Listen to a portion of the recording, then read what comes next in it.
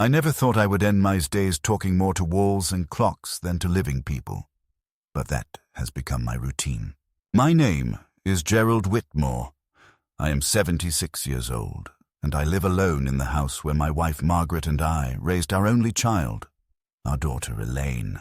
Margaret passed away almost a decade ago, a quiet winter morning when her heart simply stopped beating. And since then, the silence in these rooms has been so heavy it feels like dust settling on everything. I wake up early, not because I have any pressing business, but because sleep no longer stays with me. My body stirs with aches and stiffness long before the sun rises, and I make my way to the kitchen, moving slowly down the hallway, my hand trailing along the wallpaper for balance, just to feel something solid under my palm. I boil water for tea the way Margaret used to do, although I never managed to get it to taste quite the same. She had a way of warming the pot first, swirling it with hot water, then steeping the leaves until the fragrance filled the room. Mine always tastes like boiled water with a hint of bitterness, but I drink it anyway because the ritual makes me feel close to her. Most mornings I sit at the oak table by the window and sort through my pill bottles. They sit lined up like obedient soldiers, each one a reminder of my body's betrayals. The small white ones for the heart, the pink ones for cholesterol, the elongated yellow ones for the blood pressure, and a few others whose names I don't even try to remember anymore. I just know their shapes and the rhythm with which I am supposed to swallow them. It has been my way of keeping order in a life that otherwise feels unmoored. I take pride in laying them out carefully, preparing the weekly pill box, checking and double-checking as if accuracy could somehow compensate for the helplessness that comes with age. That sense of control, however small, means something when so much else has been stripped away. I was an accountant for 42 years, a man who lived by numbers and certainty, and even in retirement I still cling to precision. Numbers never lied to me. People did. Margaret never lied. Not really, but my daughter has learned the art of telling me half the truth, of hiding things behind a smile, of speaking as if I should not notice.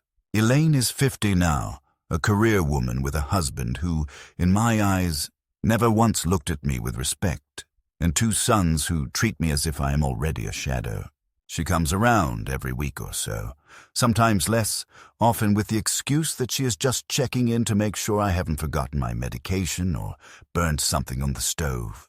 I know she believes she is being practical, but every visit feels more like an inspection than a conversation. She peers into the refrigerator, shakes her head at the outdated milk, straightens stacks of envelopes on the counter, all without asking me how I feel about any of it. There was a time, long ago, when Elaine would come running into this kitchen barefoot, hair tangled from sleep, and demand that I cut her pancakes into little squares because she liked them better that way. She would sit on Margaret's lap, chattering about school and friends, and I would watch them both, thinking I had built a life worth keeping. It is strange how a child's laughter can be the anchor of an entire household, and how that same child, once grown, can be the one who loosens the ropes until everything drifts apart. Now, when Elaine visits, she sits across from me, arms folded, speaking in that patient tone people use with the elderly, as if every word must be simplified, as if I might lose the thread halfway through a sentence. She forgets that I still read newspapers cover to cover, that I still balance my own checkbook without error, that my mind, though slower, has not deserted me. I do not tell her this, because it would only make her sigh. Instead, I let her talk about what is best for me, about how a retirement community might provide more safety, about how medication schedules can become confusing, about how I should think of selling the house before it becomes too much for me to manage. She does not realize that every suggestion of hers, though delivered with a veneer of concern, sounds to me like an erosion of my dignity. Margaret would have seen it differently. She always believed in encouraging independence, even when it meant letting me make mistakes. She used to say, "Gerald, as long as you can decide for yourself, you are alive." I have held on to those words, and yet each time my daughter speaks, I feel the definition of alive narrowing. The house itself has become both my refuge and my prison. The walls carry photographs of decades gone by. Elaine in her prom dress, Margaret and I in front of Niagara Falls. The three of us at Christmas with wrapping paper littering the carpet. These pictures watch me as I shuffle from room to room, and I sometimes whisper to them, as if the images could answer. The clock in the living room ticks so loudly it seems to mock the silence, and at night the creaks in the floorboards are companions I almost welcome. My neighbors are polite, but they keep their distance, busy with their own families. The mailman is the only person who greets me daily, and even that is a fleeting nod as he hurries to the next house. I have grown used to solitude, but not immune to the ache of it. Physically, I am not what I once was. My knees complain with every stare. My heart skips beats now and then, and I know that without the medication lined up on my counter, I might not last long.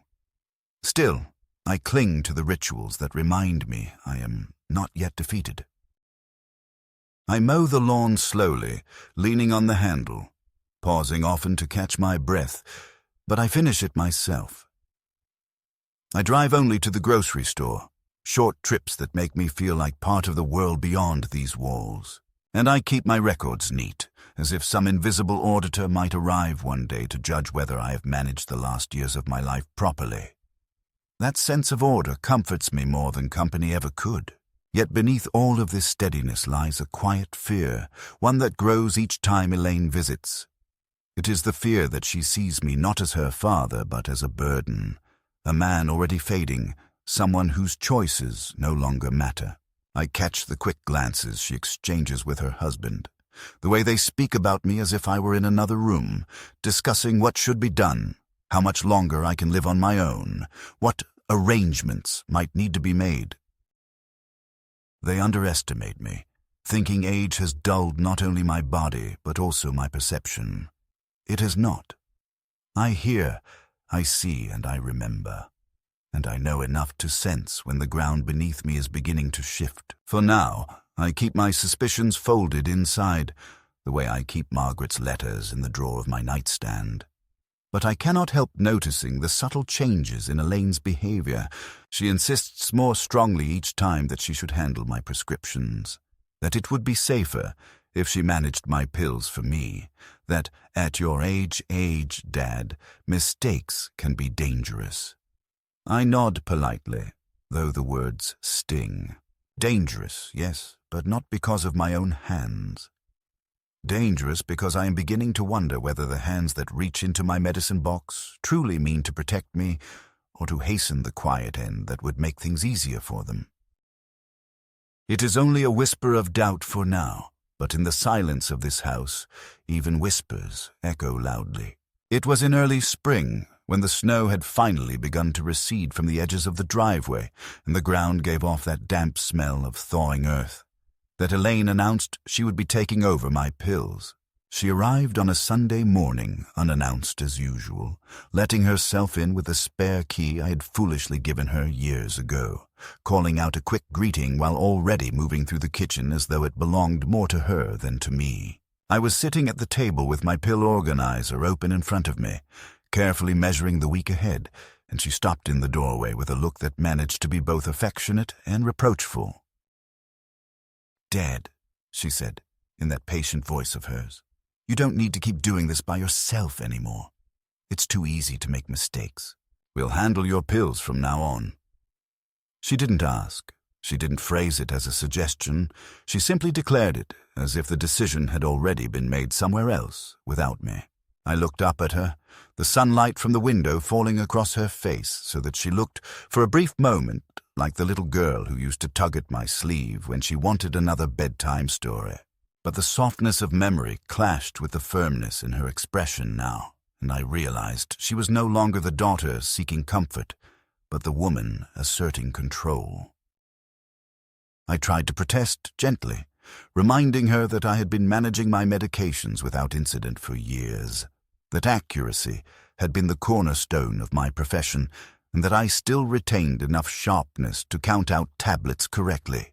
She smiled, the way one might smile at a child, insisting he can tie his own shoes, and told me that things change, that no one can escape the little slips of age, that it was better to be safe than sorry.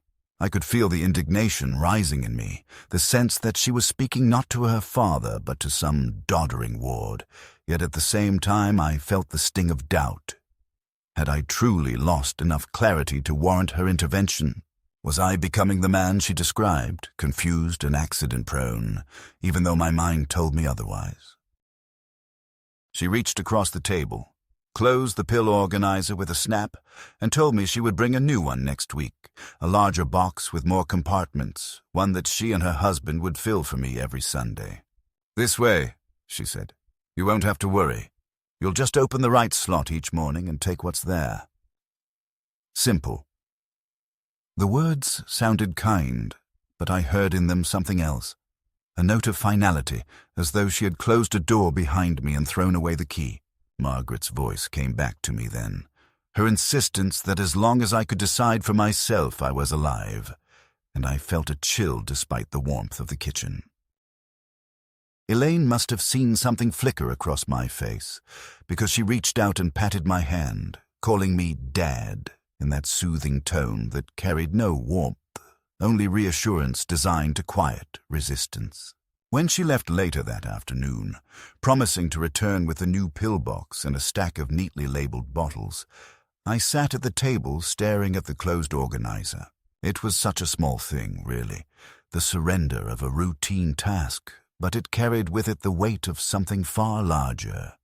It was the first official admission, not by me but by her, that I was no longer considered capable of managing my own life. I remember sitting there long after the light faded from the window, listening to the tick of the clock, asking myself if I had just agreed to the beginning of the end. Over the following days I tried to shake off the unease. I told myself it was only convenience, that Elaine wanted to spare me trouble, that perhaps her motives, however heavy-handed, were rooted in concern. Yet every time I walked past the counter and saw the bottles waiting for her to collect, I felt an odd dislocation, as though part of my independence had been boxed up and set aside. I began to dread her next visit, not because I didn't want to see my daughter, but because I feared what new decision might be imposed on me under the guise of care. When Sunday arrived, she returned with a plastic container the size of a small tool box, with each day divided into morning and evening slots.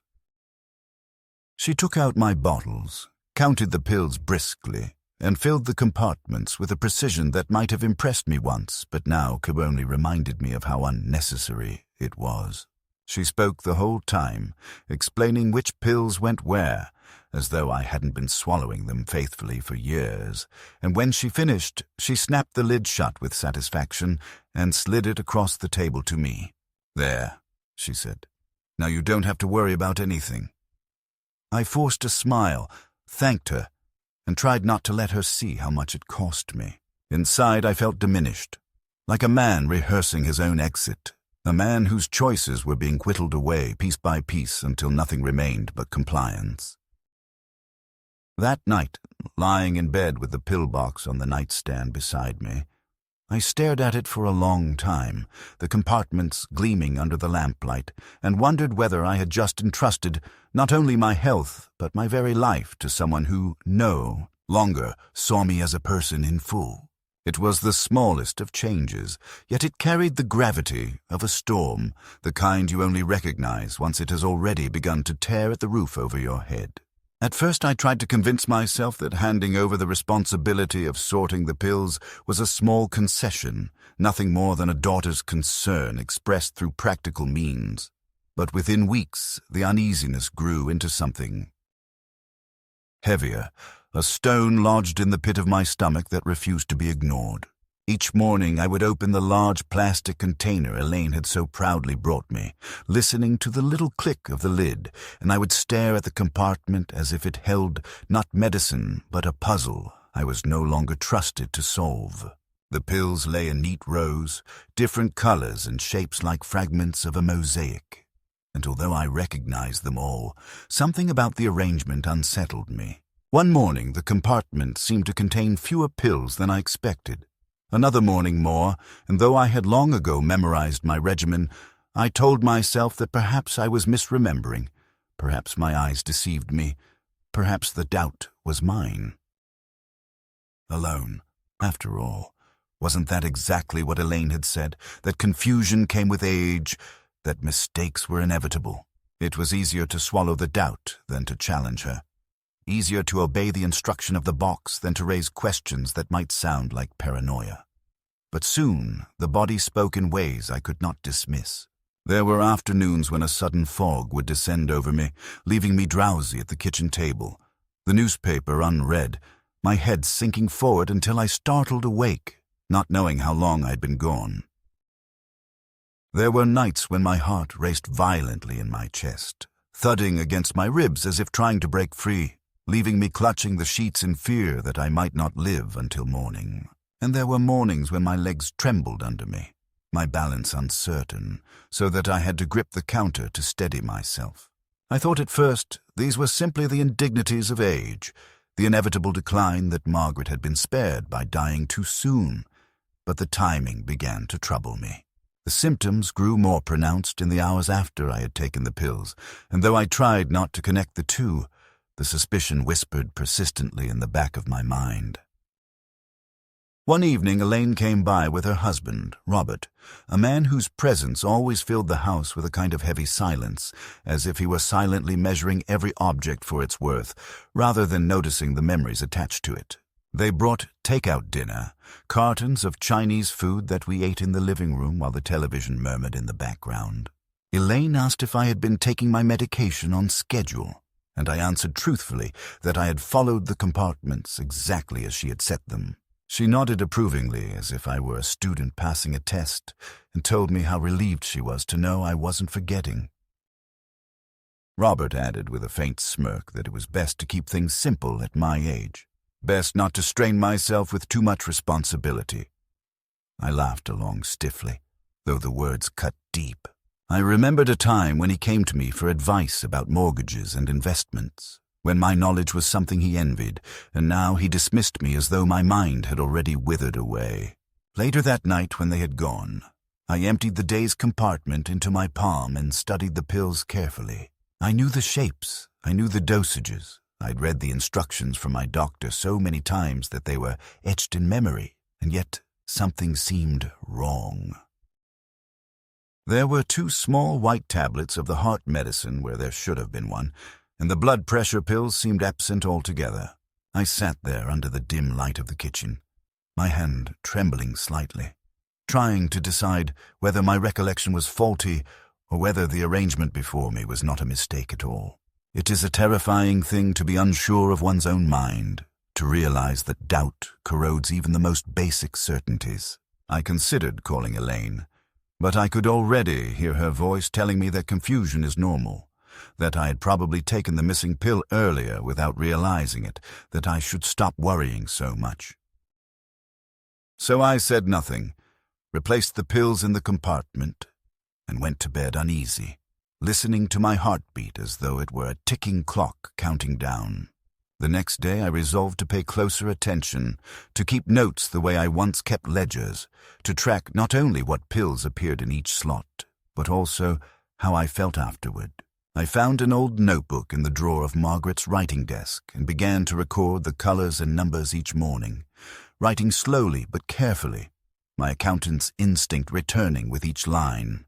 The entries began to reveal patterns, days when the dosages doubled, days when something was missing, days when the symptoms flared in predictable ways. The evidence was faint but growing, and with it grew my unease. One afternoon, while Elaine was in the kitchen tidying up, I overheard her speaking in a low voice on the phone. She did not know I was in the hallway just beyond the door, hidden by the angle of the wall, and I caught fragments of her words. Yes, he's been more tired lately. Sometimes confused. We'll need the paperwork soon. Robert says it's better to handle it before the summer. The words chilled me because I recognized their meaning. Paperwork. confused, better to handle it. They were not speaking of medicine anymore, but of arrangements, of legal documents, of decisions made over my life, as though I were already absent from it. I stood there frozen, my heart pounding until she hung up and called out my name cheerfully, asking if I wanted tea. I answered calmly, but inside the fear coiled tighter. From that moment, I watched her more closely, though always in silence. Each time she came with the pill box, I checked her hands. The way she counted, the way she pressed the lid shut. I noticed how she never let me see the bottles anymore, how she whisked them into her bag before I could glance at the labels, as though the sight of them was no longer my right. And I noticed how Robert looked at me, not with concern but with calculation, as though each symptom of weakness was a number in a column adding up to some conclusion he and Elaine had already reached. The turning point came one morning when I opened the box and found the compartment filled with twice the usual number of pills, a deadly cocktail if swallowed whole. I remember sitting very still, staring at the bright tablets against the plastic, realizing that this was no simple error. My hands shook as I closed the lid, and I felt the air leave my lungs in a rush. If I had followed blindly, if I had obeyed the box as I was expected to, I might not have lived to see the next sunrise. For the first time, the suspicion hardened into certainty, and certainty into fear. Something was happening, something deliberate, and I was standing at the edge of it alone. The morning I discovered the double dose was the morning everything inside me shifted, as if some curtain had been pulled back, and I could no longer pretend that what I felt was simply the paranoia of an old man, because there, in the palm of my hand, lay the proof that my life could be ended not by the steady decline of age, but by the deliberate misplacement of pills, a method so quiet and so deniable that no one would ever question it.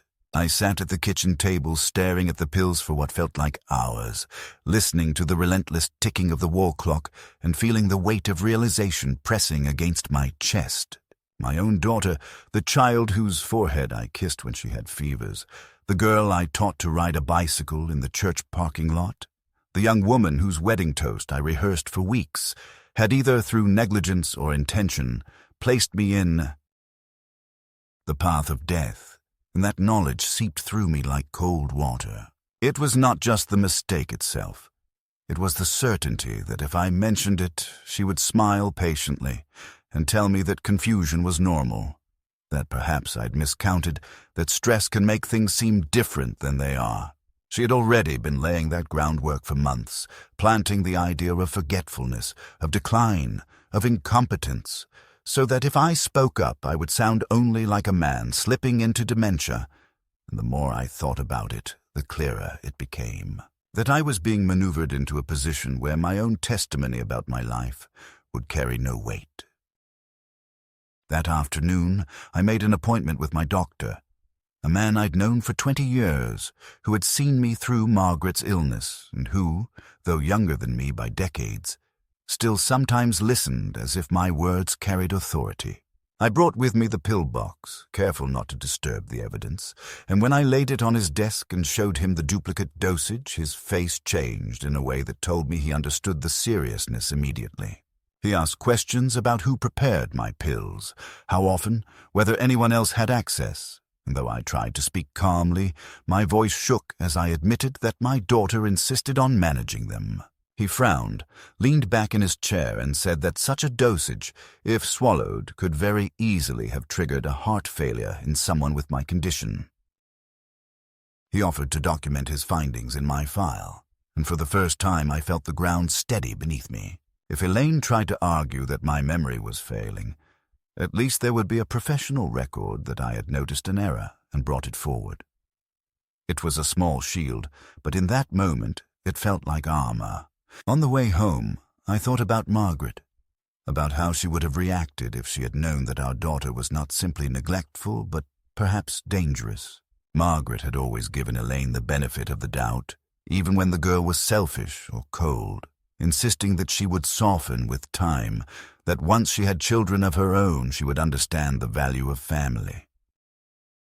But now the children were grown, the husband entrenched, and the woman my daughter had become was harder than I could have imagined. I could almost hear Margaret's voice telling me to be careful, to protect myself, to see the truth no matter how bitter. By the time I pulled into the driveway, I knew that the silence had to end, that whatever comfort came from pretending would only serve those who wanted to erase me. That evening, Elaine and Robert came by with forced cheerfulness, asking about my day, inquiring about the doctor's visit, offering to tidy up the yard once the weather warmed. I watched them closely, their eyes flickering with the nervousness of people who knew more than they admitted, and I realized then that I could not confront them directly. Not yet, because they had the advantage of narrative. They had already begun telling others that I was forgetful, already casting me in the role of an old man slipping away, and if I accused them without preparation, it would only confirm their story. What I needed was proof, undeniable proof, and allies who could not be dismissed. I began keeping the notebook more diligently, recording every pill, every symptom, every irregularity, with the precision of the accountant I once was. I made copies of the entries and stored them in different places. A small folder at the library, another envelope left with an old friend so that if anything happened to me, there would be a record beyond my house. I asked the pharmacist quietly to print duplicate receipts of my prescriptions, and when he looked at me curiously, I told him I liked to keep my files complete, an explanation that satisfied him. Each of these actions felt like placing bricks in a wall, a defense against the invisible siege tightening around me. The moment of true clarity came not from the pillbox, but from a conversation I overheard late one evening. Elaine thought I was asleep in my chair in the living room, but my ears, though dulled, were still sharp enough to catch the murmur of her voice in the kitchen. She was speaking to Robert, and the words floated down the hallway like whispers from a trial. "If we get the paperwork in order before the summer, it will be easier," she said. "The lawyer said we only need a doctor's note about memory issues. Dad's already showing signs. Once that's filed, the accounts will be secure. We won't have to worry." Robert muttered something I couldn't catch, and she replied, "It's better this way. Safer. He won't even realize what's happening." My chest went cold, my breath shallow, as I understood fully for the first time that they were not simply caretaking, they were plotting. It wasn't only the pills, it was the house, the accounts, the entire remainder of my life they sought to take under their authority, as if I were already gone, and all that remained was to collect the estate. I sat very still, pretending to sleep, but inside me something hardened. Fear was still there, but it was no longer paralyzing.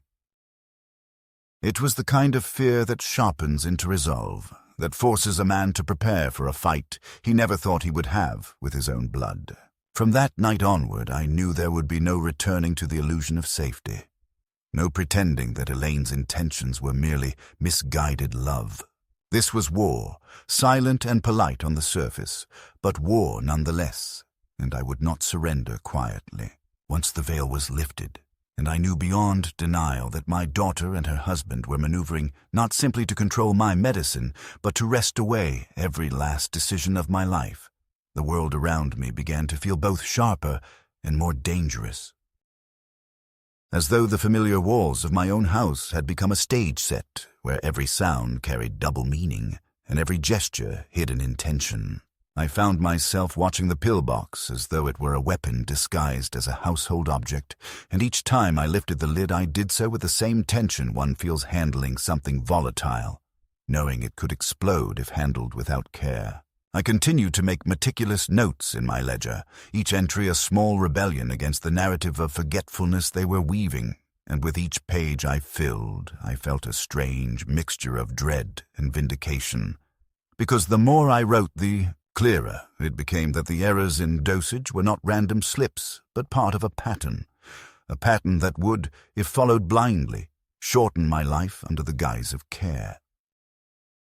It was not only the medicine that revealed their intentions, but also the conversations they allowed me to overhear, perhaps thinking my hearing was as diminished as they pretended, or perhaps careless in their certainty that they already owned my silence. Elaine spoke with the lawyer more often, always lowering her voice in the kitchen or stepping onto the porch, but I caught fragments that lodged in my mind like shards.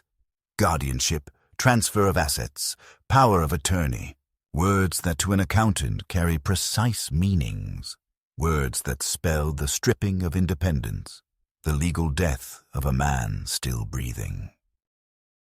One afternoon I deliberately shuffled into the kitchen while she was on the phone, making a show of looking for a glass of water, and though she ended the call quickly, I saw the way her eyes flicked to Robert, a silent signal that told me the conversation had been about me, and in that look was a kind of guilt so quickly buried under a smile that I knew I was not imagining anything.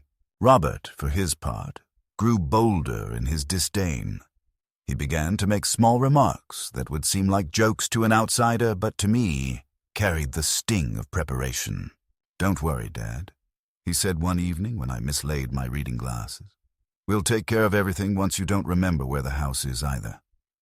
He laughed as though it were harmless banter, but Elaine did not laugh.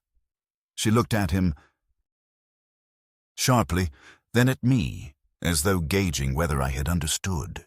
I smiled thinly, said nothing, and tucked the memory away in my notebook later that night. Another brick for the wall I was building.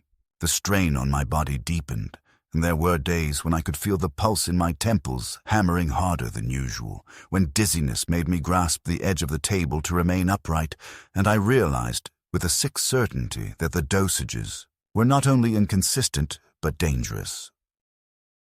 One morning I deliberately left the pills untouched, pretending I'd taken them, and by afternoon I felt clearer, stronger, the fog that had clung to me for weeks, lifting just enough for me to breathe easily. That experiment confirmed what my instincts had been whispering all along. It was not my age that was dragging me down so suddenly, it was the hand that filled the compartments.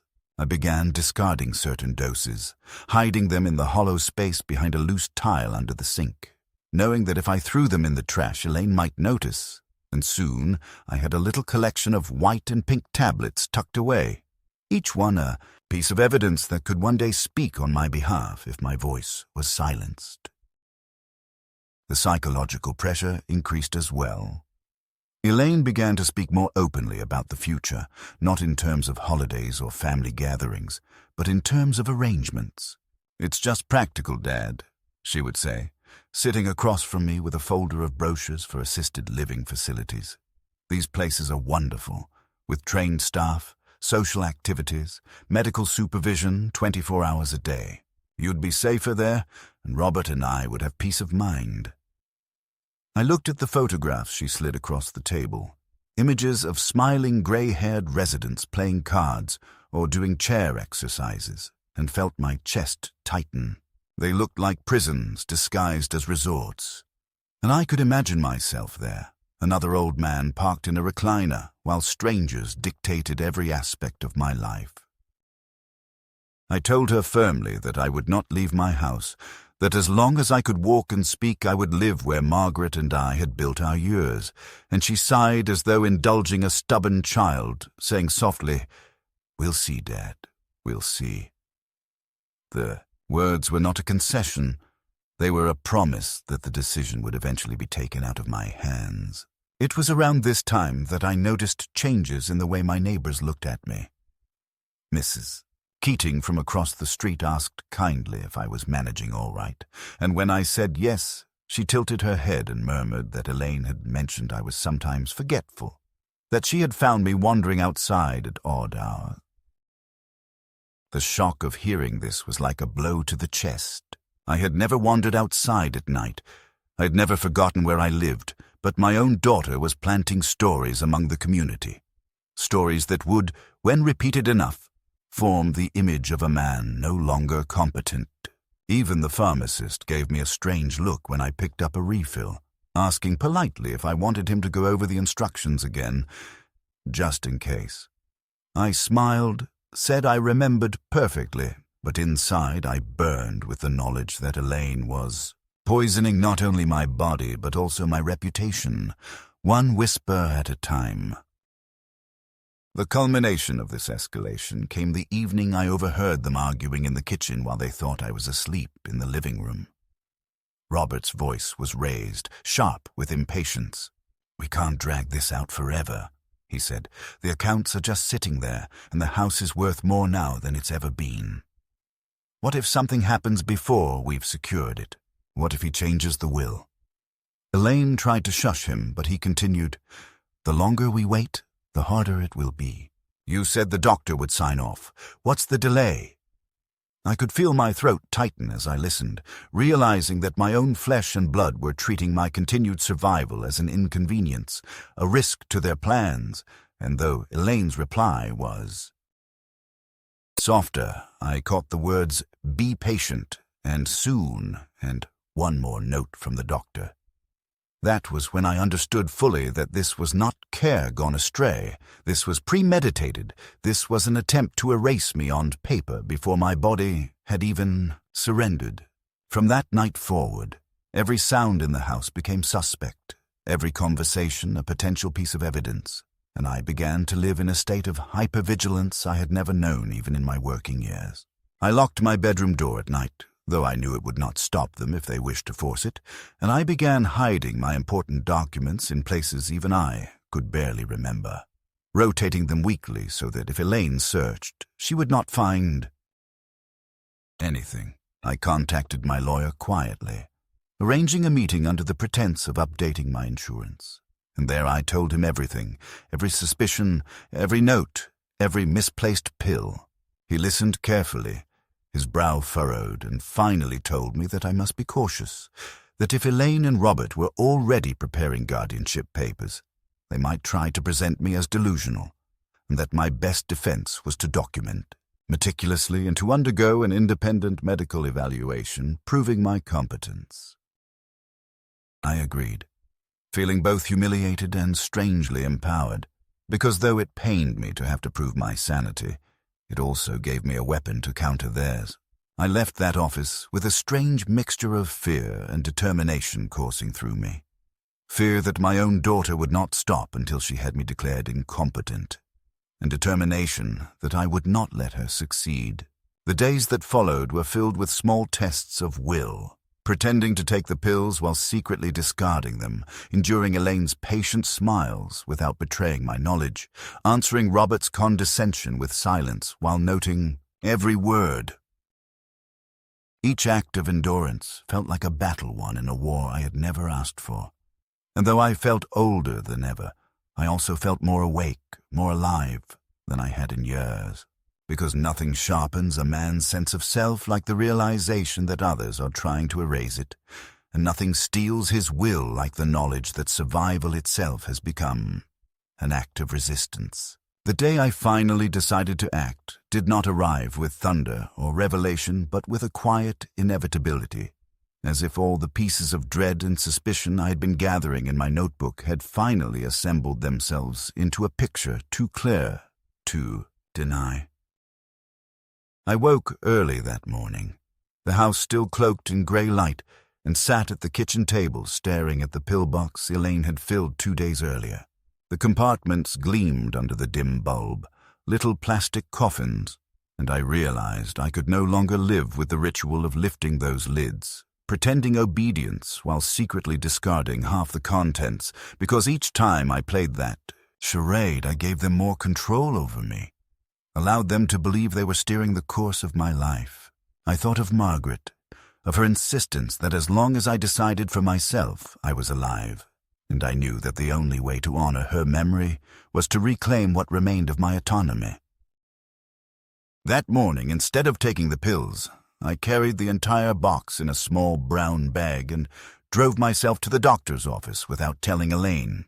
My hands shook on the steering wheel, not from weakness, but from the tension of secrecy, from the knowledge that what I was about to do was both an act of defiance and of survival.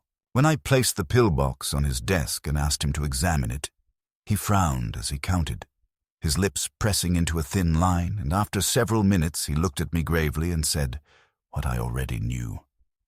The dosages were dangerously inconsistent, some compartments holding nearly double the prescribed amount.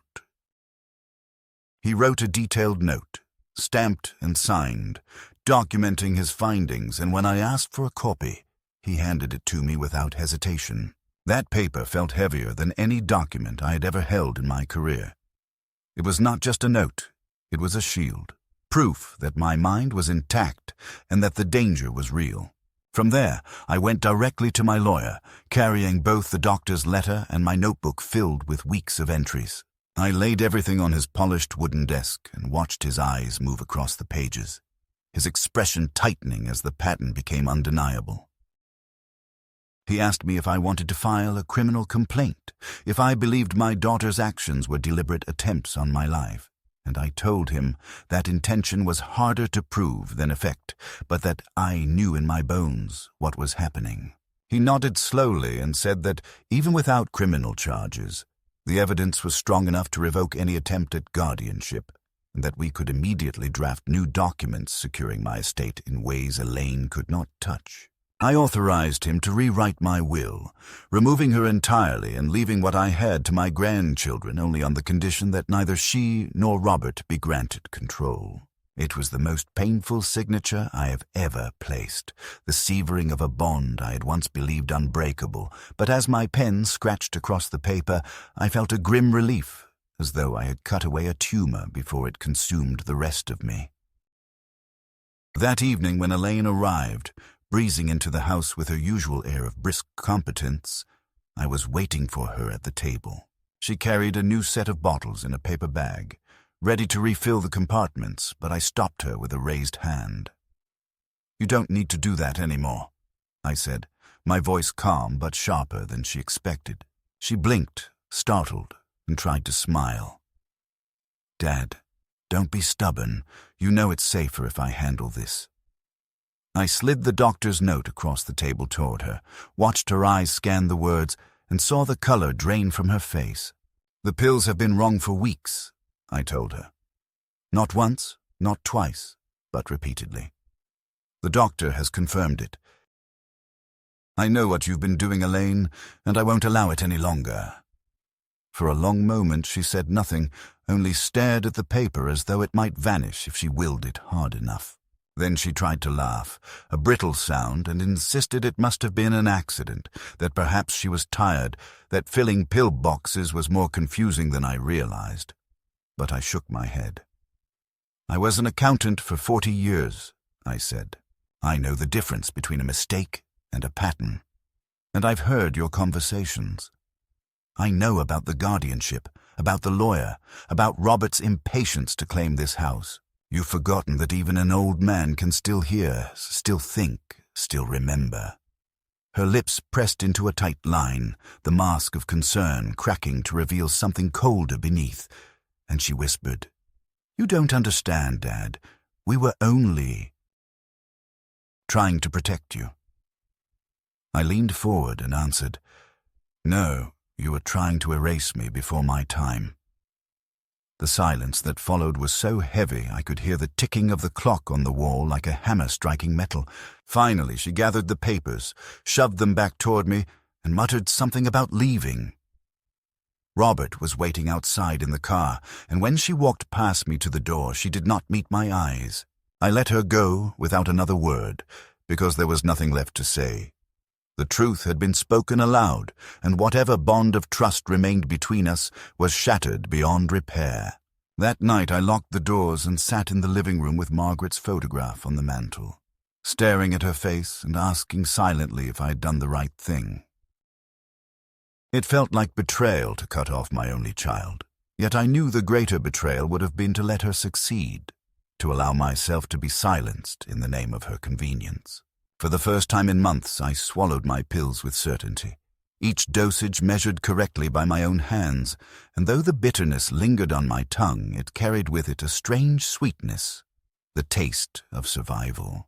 I knew the battle was not finished, that Elaine might still try to claim what she believed hers, but I also knew I had reclaimed the ground beneath my feet, and that as long as I could act, I would fight. In the weeks that followed the confrontation, the house returned to its familiar silence. Yet it was no longer the oppressive silence of fear, but the quieter, steadier silence of a man who had survived a storm and now sat among the wreckage counting. What remained? Elaine did not come by again. Not a phone call, not a visit, and Robert's car no longer appeared in the driveway with its impatient hum. At first I expected some dramatic retaliation, a letter from a lawyer, a sudden attempt to force guardianship, but none came. And slowly I understood that they had been caught off guard, that the papers I placed before her and the resolve in my voice had dismantled the fragile story they had been building about my incompetence.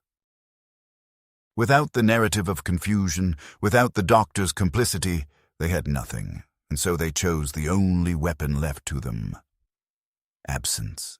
It was a crueler punishment than I would have admitted aloud, for though their visits had been poisoned with suspicion and control, they were still visits, still human presence in a life otherwise emptied of voices.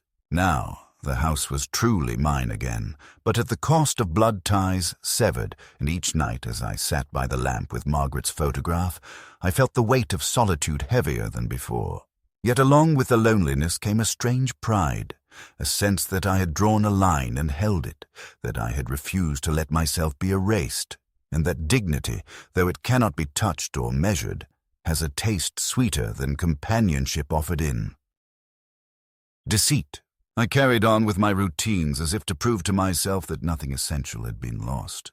I filled my own pill-box carefully, marking each compartment with deliberate precision, and each morning when I swallowed the tablets, I felt not only the medicine at work, but the victory of having chosen it myself. I walked slowly to the grocery store, nodded to the neighbors who still looked at me with cautious curiosity, and when Mrs. Keating mentioned that Elaine had not been around lately, I only smiled and said that children have busy lives. I did not share the truth, not because I wished to protect Elaine's reputation, but because I had no desire to wear my wounds as spectacle. Some injuries are better kept within the walls that know them. My lawyer called to confirm that all documents had been updated, that my estate was secure from interference, and I felt a strange peace knowing that when my time finally came, the choices would be mine and not dictated by those waiting impatiently. For my departure, I left small letters sealed in envelopes for my grandchildren, not to burden them with the sins of their parents, but to remind them of the man I'd been, the man who once taught their mother to ride a bicycle, the man who balanced books and numbers with precision and who refused, even at the end, to be counted out. Perhaps one day they will read those letters and wonder why the bond between generations was broken. And perhaps they will see that love is not measured by inheritance or control, but by the respect given to another's right to live his life to the end. In the evenings, I sometimes sit by the window and watch the shadows stretch across the lawn. And in those long, quiet hours, I speak softly to Margaret as if she were still sitting across from me with her tea. I tell her that I have kept her promise, that I have decided for myself, that I have not allowed others to take away the essence of being alive. I tell her that it was painful, that it broke something in me to turn against our only child, but that the greater pain would have been surrender, the slow drowning of my will in a sea of false concern. I like to believe she would nod, that she would understand, that she would place her warm hand over mine as she once did, and remind me that survival itself is a form of love. So here I remain, an old man in a quiet house, not victorious in any grand sense, but intact, still breathing, still choosing, still remembering. The world may look at me and see only fragility, but I know the truth, that in the face of betrayal I found the strength to defend my own existence, that even in the twilight years of a life one can claim a kind of justice, not the loud justice of courts or punishments, but the silent justice of refusing to be erased. And when my last day does come, it will not be by the hands of those who sought to hurry it, but in the natural rhythm of time, in the quiet certainty that I endured, that I remained myself until the end.